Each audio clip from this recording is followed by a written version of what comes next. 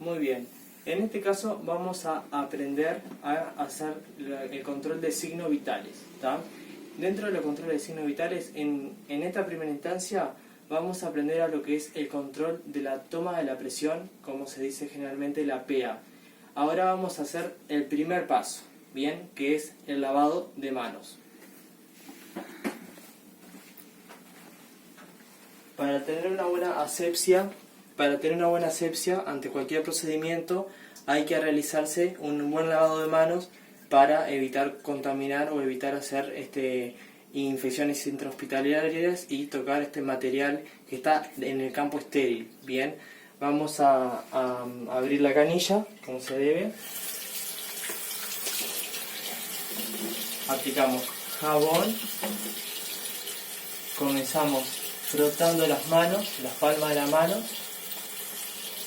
intercalando los dedos y frote por las palmas. Bien. Continuamos con los dedos intercalados y limpie los espacios entre sí. Con las manos desde frente se mueve de lado a lado. Tomamos el dedo gordito, como el que figura acá en la pantalla, en la imagen, y lavamos de esta manera. Bien, limpiamos la yema de los dedos frotando contra la mano, siempre en ambas manos. Enjuagamos las manos en abundante agua aproximadamente durante 8 segundos.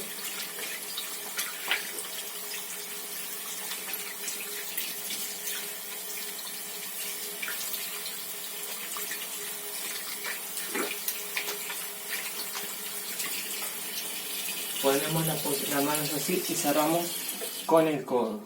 Posteriormente a eso, en forma de palpación, hacemos el secado de manos y desechamos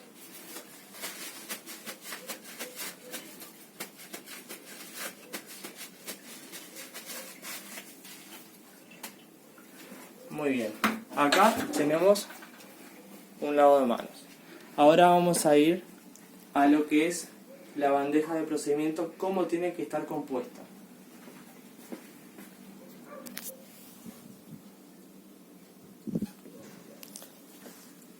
En la bandeja de procedimientos debemos tener 2 tarritos similares así.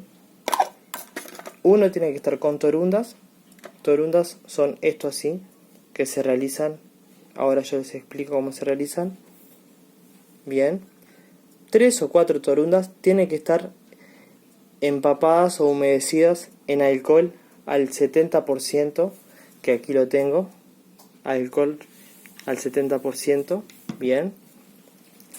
Tenemos que tener uno con torundas humedecidas y otro vacío, que es para la desinfección posteriormente después de un procedimiento. El reloj para controlar el pulso y la frecuencia respiratoria. Bien. El termómetro, que antiguamente se usaba el termómetro del otro que se agitaba con que tenía mercurio, bien, pero después, debido a algunos problemas con el tema del mercurio, que se han caído al suelo y demás, y el personal sanitario ha tenido daños físicos o han perjudicado también a los pacientes o usuarios. Eso depende de lo que refiere a la institución en la que trabajamos, cómo nos tenemos que referir, si usuario o paciente. Ahora se usa termómetro digital. Acá tenemos el estetoscopio, bien, como ya observan, y también tenemos el esfigmomanómetro. Bien, en mi caso vamos a controlar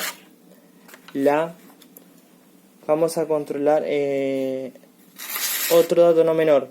Si llegáramos a tener pacientes en aislamientos como inmunodeprimidos, etc., tenemos que a esta bandeja de procedimientos, que esta es la básica. Esta es la universal solamente para hacer el control de presión arterial, de temperatura, de pulso y de frecuencia respiratoria. Estos son los elementos que nada más necesitamos para ese procedimiento.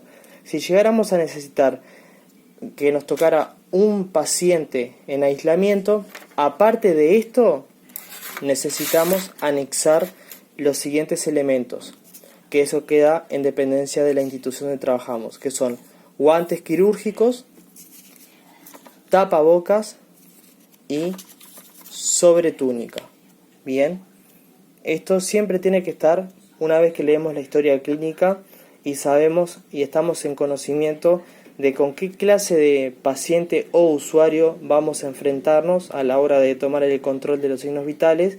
Tenemos que tener presente siempre el complemento de los guantes quirúrgicos que no pueden faltar.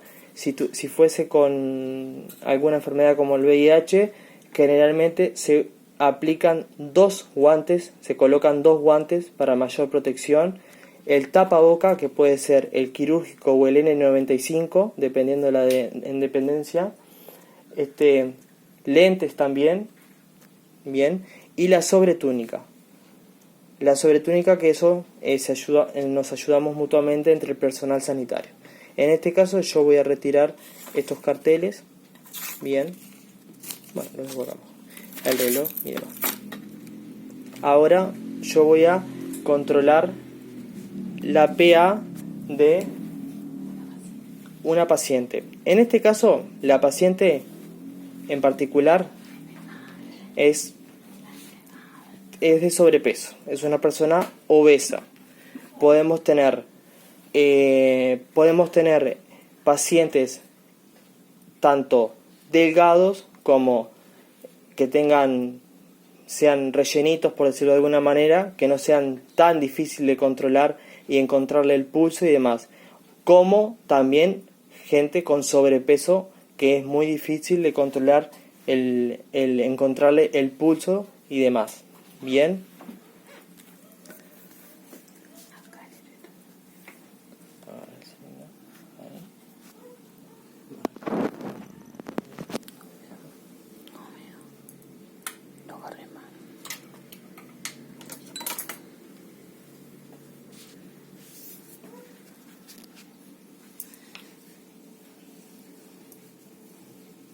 Para adelantar, mientras tanto nos ponemos el estetoscopio para hacerlo más ágil, bien, en el momento. Igual, no obstante, todos estos elementos siempre tienen que estar en la bandeja, pero en algunos momentos, cuando los procedimientos o tenemos muchos pacientes, debido a eso, son tácticas que uno hace para ganar tiempo, bien.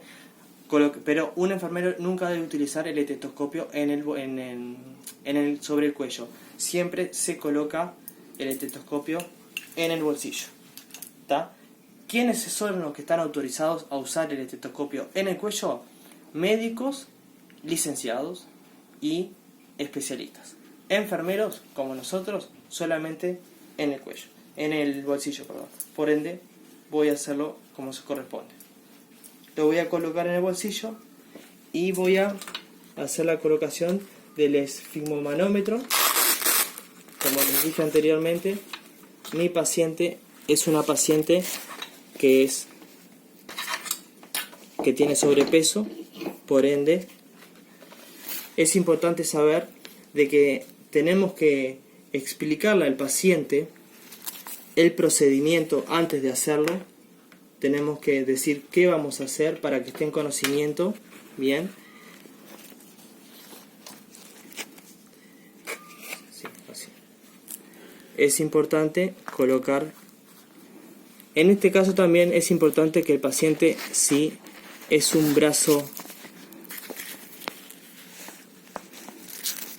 es una persona con sobrepeso, que a veces el esfigmomanómetro puede que tenemos que dejar siempre estas dos cañitos, por decirlo de alguna manera, tienen que estar sobre la arteria, ¿tá? Nosotros vamos a colocar bien porque como les comenté, esta paciente tiene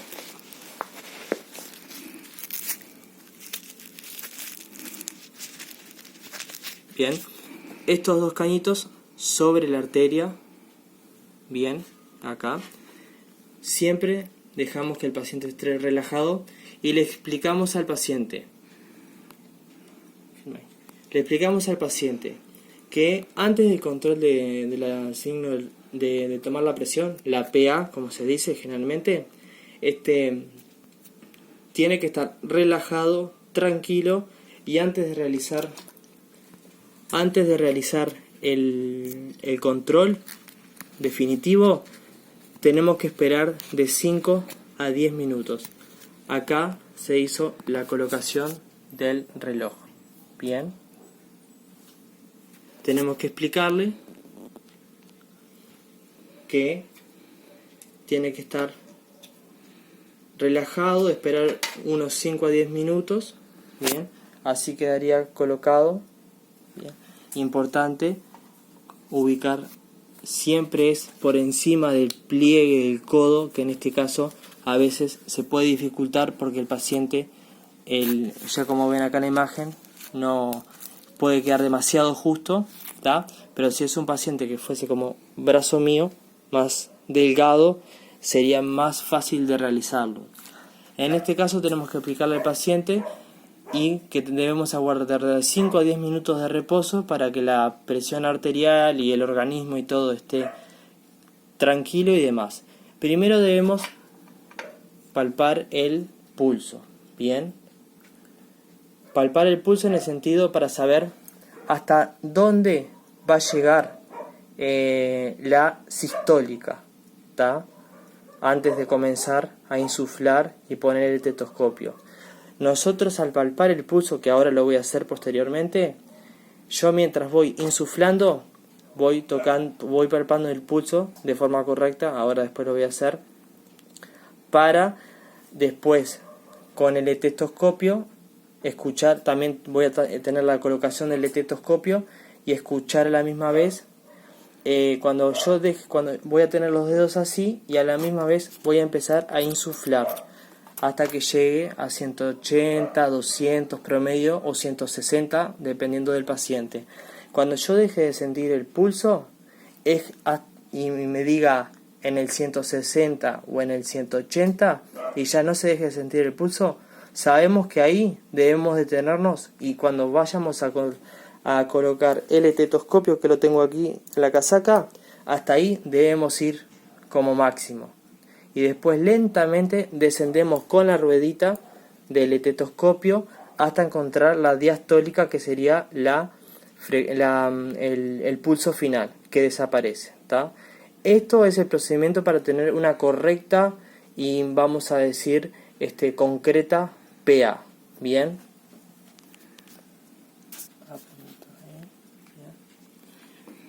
Yo el pulso se controla con el dedo pulgar abajo, colocando los dos dedos índice y el del medio arriba.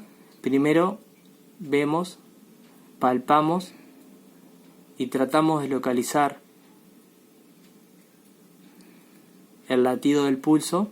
Bien, acá yo tengo que está ahora, ahí está abierto, y acá lo voy a cerrar. Bien, y ahí encontré el pulso y yo voy a empezar a insuflar siempre en este caso, como el paciente tiene esta particularidad, tenemos que ver la dependencia del paciente, si es dependiente o puede ayudar. Si puede colaborar, el paciente puede sostener el esfigmomanómetro para que no se abra. Y si es dependiente, se hace entre dos operadores, ¿tá? Forma de colaboración. Yo en este caso lo voy a hacer solo porque no tengo en esta posibilidad otro personal que me ayude.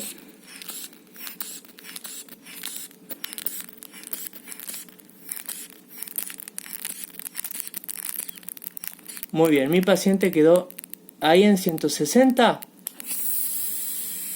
Yo dejé de encontrar el pulso. ¿Está? O sea que mi paciente tiene una sistólica hasta 160. ¿Está? Después volvemos a desinflar. Eso en primera instancia es para encontrar el pulso hasta dónde llegar como máximo al reloj, para no exponerlo y presionar demasiado con el esfigmomanómetro al paciente sin necesidad. ¿Tá? Ahora voy a proceder con el estetoscopio.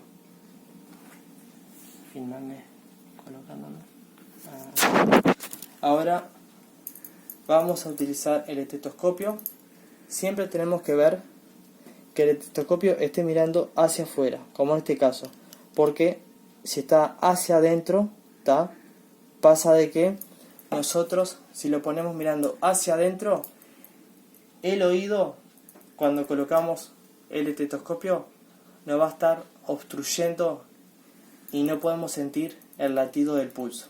Por eso siempre verificamos que esté abierto hacia afuera. Acá está hacia adentro, ¿tá? Que van a observar que está más pronunciado para un lado, más pronunciado. Siempre hacia afuera. Ahí nos colocamos el estetoscopio. Esto se llama diafragma. Bien. Se le hace apenas 2 golpecitos a efectos de ver si de forma suave para no perjudicarnos la audición. Así. Bien. Ni así ni nada. Si pegamos fuerte nos perjudicamos la audición y a la misma vez rompemos el material de trabajo. Por eso se hace 2 golpecitos apenas con la yema de los dedos y nosotros claramente lo vamos a sentir. Ahora ya habíamos canalizado la arteria del paciente, que en mi caso se encuentra acá. Bien, siempre tenemos que dejar 2 dedos, cuando colocamos el esfigmomanómetro, tenemos que dejar 2 dedos de espacio para que entre. Bien, la arteria de mi paciente se encuentra acá. Yo voy a colocarlo ahí abajo y apenas voy a cerrar la ruedita nuevamente y vamos con el estetoscopio que ya está metido abajo del esfigmomanómetro y que yo ya tengo el estetoscopio colocado también en mis oídos.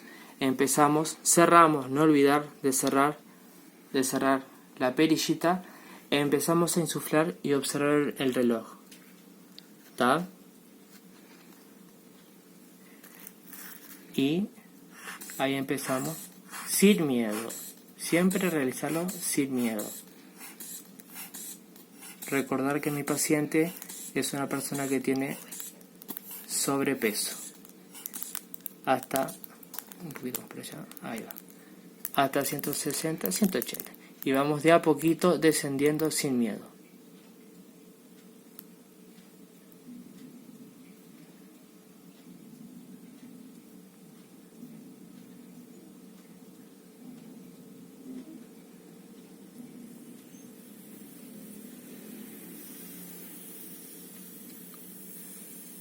En este caso mi paciente tiene 11.7. Volvemos a repetir la técnica para que quede claro. Hasta máximo se puede realizar 2 veces. Siempre se recomienda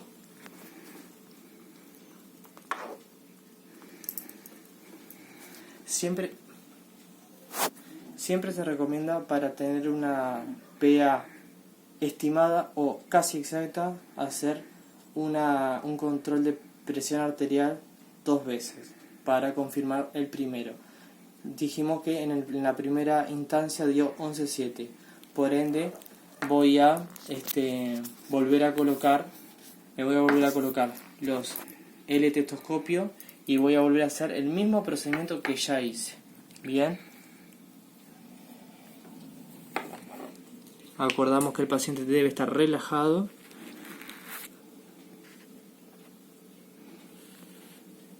Bien. Cerramos la perillita y volvemos a insuflar. Insuflamos, lo llevamos hasta 160 y aflojamos la perillita.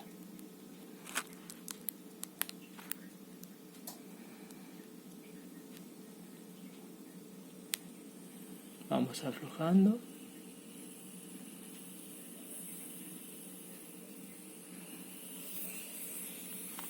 Y definitivamente aflojamos toda la perillita y presionamos para desinflar en la totalidad. Retiramos el reloj, retiramos el estetoscopio,